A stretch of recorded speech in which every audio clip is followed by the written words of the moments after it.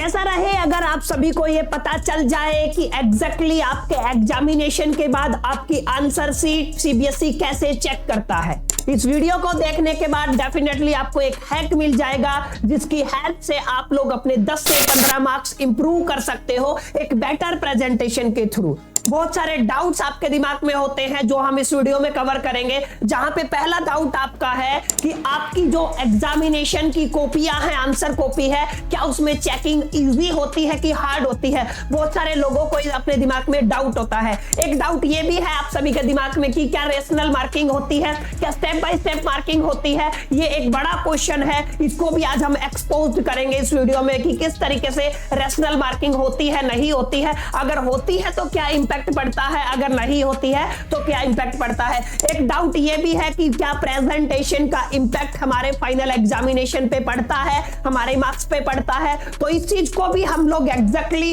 With proof समझने वाले हैं। मैं पूरे के पूरे डेटा के साथ आपको बताऊंगा कि किस तरीके से ये चीज आपके एग्जामिनेशन को इंपैक्ट कर सकती है। और सबसे लास्ट एंड इंपॉर्टेंट, अगर आपकी राइटिंग थोड़ी गंदी है या थोड़ी अच्छी है तो क्या एग्जामिनर अपने हिसाब से, अपने अकॉर्डिंग आपके मार्क्स कट कर सकता है या नहीं कर सकता। इन सभी सारे डाउट का सॉल्यूशन आज हम इस वीडियो में डिस्कशन करेंगे। तो ज्यादा टाइम वेस्ट न करते हुए आइए शुरू करते हैं। तो चलिए फ्रेंड्स, समझने की कोशिश करते हैं एग्जैक्टली किस तरीके से आपकी कॉपियां चेक होती है और कैसे आप इन 4 हैक्स को यूज करके आप अपने 10 से 15 मार्क्स इंप्रूव कर सकते हो अपने फाइनल एग्जामिनेशन में। सबसे पहला जो क्वेश्चन था वो था कि क्या टीचर्स आपकी अपनी मर्जी के हिसाब से आपके मार्क्स कट कर सकते हैं या नहीं कर सकते। तो उसका आंसर है नो। कोई भी टीचर ना अपनी मर्जी से आपको मार्क्स दे सकता है, ना ही आपके मार्क्स कट कर सकता है। अब इसका प्रूफ क्या है, आप सभी बोलोगे कि सर इस चीज का प्रूफ क्या है। तो उसका प्रूफ है पॉइंट नंबर फर्स्ट, वो है आपका आंसर की।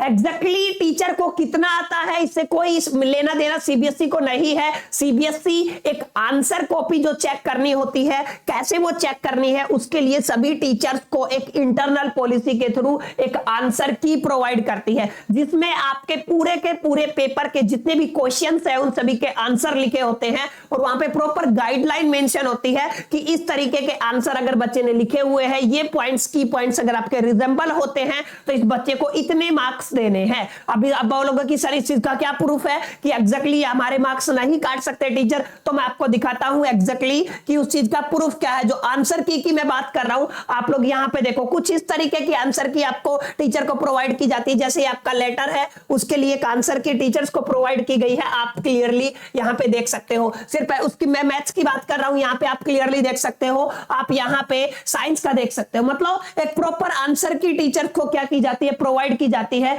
जिनके बेस पे ही उनको नंबर देना पड़ता है। तो एक डाउट आपका क्लियर हो गया होगा कि आपको समझ में आ गया कि टीचर को कितना आता है, क्या आता है, इस चीज से इंपैक्ट नहीं पड़ता। अगर आपने कहीं ना कहीं सही लिखा है ना तो आपको नंबर मिलेंगे। ये सीबीएसई की गाइडलाइन कहती है, ये सीबीएसई का प्रोसेस कहता है। अब इसके आगे चलते हैं, that is the step wise marking, जिसको आप लोग बोलते हो रेशनल मार्किंग। अब ये क्या चक्कर है सर, अगर मेरे को पूरा आंसर नहीं आता लेकिन एग्जैक्टली मेरा आंसर लास्ट में जाके गलत हो गया, जैसे मैथमेटिक्स की बात करूं, कोई न्यूमेरिकल मैंने सोल्व किया लेकिन आंसर मेरा गलत हो गया, ऐसे आपके दिमाग में चल रहे होंगे, तो मेरे को मार्क्स मिलेंगे नहीं मिलेंगे, यानी कि स्टेप्स के नंबर मिलते हैं नहीं मिलते। तो इसका आंसर है यस, आपको स्टेप्स के नंबर मिलते हैं। और ये बात बोलती है सीबीएसई की गाइडलाइन, जहां पे आपको बोला गया है कि यहां पे क्या होगा आपका स्टेप वाइज मार्किंग। अब मैं आपको दिखाता हूं कैसे। जैसे अगर आप क्लियरली देख पाओगे, यहां पे ये सीबीएसई का एक लेटर है, आपको दिख रहा होगा क्लियर से। सीबीएसई में जो आपका लेटर पूछा जाता है वो आपको यहां पे दिख रहा है। और यहां पे देखो फॉर्मेट का आपको 1 मार्क्स दिखाया गया है।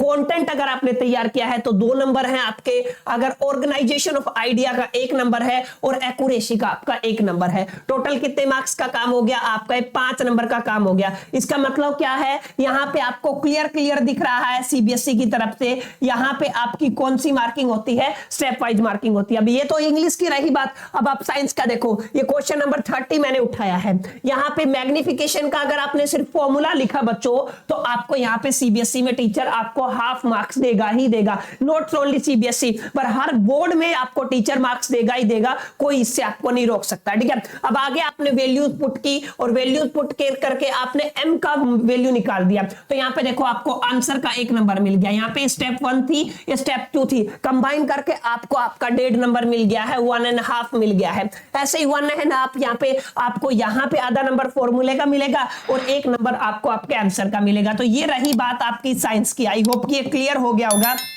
कि हर एक सब्जेक्ट में आपको मैथ्स में भी आपको क्या मिलते हैं, प्रॉपर स्टेप वाइज नंबर मिलते हैं। जैसे अगर आप साइंस की बात करोगे तो यहां पे लिखा हुआ है 3 इवेंट्स ड्यूरिंग द फोटोसिंथेसिस, तीनों के आपको 1-1 नंबर मिलेंगे। मान लो 3 नंबर का क्वेश्चन था, 3 इवेंट्स आपसे पूछे हैं, आपने 2 लिखे तो आपको 2 मार्क्स कंफर्म मिलेंगे। ये सीबीएसई की मार्किंग स्कीम बोलती है। अब थोड़ा आगे चलो तो मैथमेटिक्स की अगर मैं बात करूं तो आप लोग देखो यहाँ पे डिस्टेंस फॉर्मूला इस बच्चे ने लगाया, तो यहाँ पे इसने एक साइड निकाली, यहाँ पे बीसी निकाली, यहाँ पे एसी निकाली। क्लियर? यहाँ पे एक आपको इक्विलैटरल ट्रायंगल प्रूव करना था। तो देखो हर एक स्टेप के बच्चे को नंबर मिले हुए हैं। ये 2 नंबर का क्वेश्चन था तो हाफ के 4 पार्टीशन में इसको पूरे के पूरे 2 नंबर मिल गए। तो यानी कि मेरा कहने का मतलब क्या है, मेरा कहने का मतलब है कि एग्जैक्टली आपको मार्क्स के जो आपके स्टेप्स है उनके मार्क्स मिलते हैं। आप यहाँ पे भी देख सकते हो एपी लिखा तो आपको 1 नंबर प्रॉपर मिल गया, अगली स्टेप में हाफ हाफ और आंसर का कितना मिल गया, आपको 1 नंबर मिल गया। कहने का मतलब क्या है कि यहां पे रेशनल मार्किंग होती है, स्टेप वाइज मार्किंग होती है।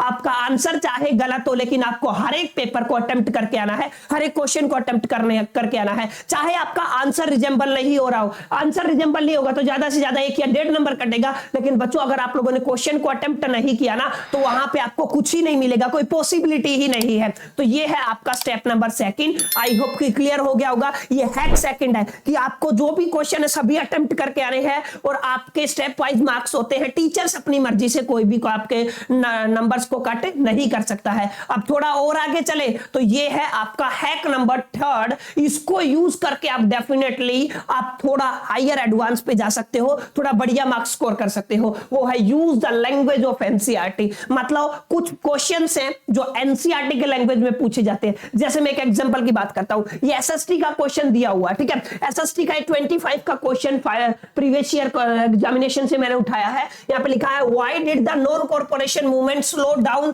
In the towns and the cities, explain. Cities और टाउन में आपका नॉन कॉर्पोरेशन मूवमेंट क्यों डाउन हो गया, क्यों स्लो हो गया, ये बताना है। ये क्वेश्चन बच्चों आपका 3 मार्क्स का आया है और यहाँ पे आपको देखो 1 2 3 4 5 और 6 ये 6 के 6 एनसीईआरटी के पॉइंट है। मतलब ये जो भी पॉइंट है कहां से उठाए हैं सीबीएसई ने, ये एनसीईआरटी से। यानी कि जो आपका सीबीएसई कौन सी बुक को फॉलो करता है, एनसीईआरटी को करता है। तो एनसीईआरटी के 6 पॉइंट्स यहां पे उठाए और वहां पे उसने देखो साफ साफ मेंशन भी किया है। क्या मेंशन किया है? Any 3 points to be explained. अगर बच्चे ने कोई 3 पॉइंट्स इनमें से कर दिए, क्लियर कर दिए या फिर इनका यूज किया, एक्सप्लेन किया तो उसको कितने मार्क्स मिलेंगे? पूरे 3 के 3 मार्क्स मिलेंगे। यानी कि ये जो आपका पॉइंट है कि आपको क्या करना है, आपको क्या करना है, यहां पे आपको use the language of the NCERT, NCERT की लैंग्वेज को यूज करना है।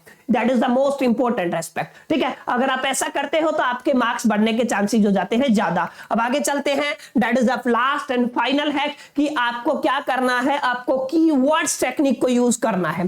कीवर्ड्स टेक्निक के बेस पे ही बच्चों आपको मार्क्स मिलते हैं। कीवर्ड्स मतलब कहने का क्या है, मेरा कहने का मतलब है एग्जैक्टली आप लोग ध्यान से समझो, कुछ ऐसे शब्द जिन पे टीचर टिक करता है। जैसे अगर आप इस कॉपी को देखो, ये टॉपर की एक कॉपी है, ठीक है। अब यहां पे एग्जैक्टली अगर आप देखोगे तो टीचर ने कहां पे टिक किया, जिस कीवर्ड्स को बच्चे ने अंडरलाइन किया। तो ये कीवर्ड्स आई होप कि आपको दिख रहा होगा। इस कीवर्ड्स को अंडरलाइन करते ही टीचर ने वहां पे क्लिक किया, ठीक है। यहां पे देखो, यहां पे भी टिक उसी कीवर्ड्स के ऊपर है, यहां पे देखोगे तो यहां पे भी उसी कीवर्ड्स के ऊपर है। अब एग्जैक्टली देखो, जहां जहां कीवर्ड है बच्चों वहां पे टीचर ने टिक किया और उसको कंप्लीट मार्क दिया। क्योंकि आपकी जो चेकिंग है बच्चों वो किस बेस पे होती है, वो कीवर्ड बेस पे होती है। उम्मीद करता हूं चारों पॉइंट्स आपको क्लियर हो गए होंगे। एग्जैक्टली क्या क्या पॉइंट्स है, चारों पॉइंट मैंने आपको बताए। सीबीएसई का आपके सारे डाउट क्लियर हो गए होंगे जो शुरू में हम लोगों ने बच्चों डिस्कशन किए थे। कौन कौन से डाउट थे कि चेकिंग इजी होगी कि हार्ड होगी ना। चेकिंग इजी होती है ना हार्ड होती है। Checking is full on the based of your presentation. Second, आपका प्रेजेंटेशन का इंपैक्ट यस पड़ता है, थोड़ा बहुत पड़ता है, लेकिन इतना नहीं है जितना आप लोग सोच के चलते हो। अगर आपकी राइटिंग सिर्फ रीडेबल भी है तो आपको पूरे मार्क्स मिल सकते हैं। मैंने टॉपर की कॉपी आपको दिखाई, उसका कोई ज्यादा इतना खास अनुभव नहीं था राइटिंग के केस में। अब third point, partial marking. Yes, यहां पे आपको स्टेप्स के नंबर मिलते हैं, ये आपको क्लियर हो गया होगा। स्टेप्स के नंबर आपको डेफिनेटली मिलते हैं और टीचर अपनी चॉइस से कोई भी मार्क्स कट नहीं कर सकता। उम्मीद करता हूं ये चारों के चारों हैक आपको आपके फाइनल एग्जामिनेशन में ज्यादा बेटर स्कोर करने में और अभी आप कॉन्फिडेंस फील करवाने की मैंने कोशिश की है कि यार इस वीडियो को देखने के बाद आपको एक क्लैरिटी मिल जाए एग्जैक्टली आपके एग्जामिनेशन में पेपर कैसे चेक होते हैं। उम्मीद करता हूं सेशन आपको अच्छा लगा होगा। अगर सेशन अच्छा लगा तो यार एक लाइक तो बनता है, अपने फ्रेंड्स के साथ शेयर कर सकते हो सेशन को, और चैनल पे नए हो तो डेफिनेटली प्लीज आप चैनल को सब्सक्राइब कर सकते हो ताकि आप ऐसे ही इंटरेस्टिंग स्ट्रेटजी या फिर जो भी मोटिवेशन से रिलेटेड या आपके सिलेबस से रिलेटेड वीडियोस का पार्ट बन सको। बाकी इस वीडियो में इतना ही, मिलते हैं नेक्स्ट वीडियो में, तब तक के लिए मेरी तरफ से ऑल द बेस्ट।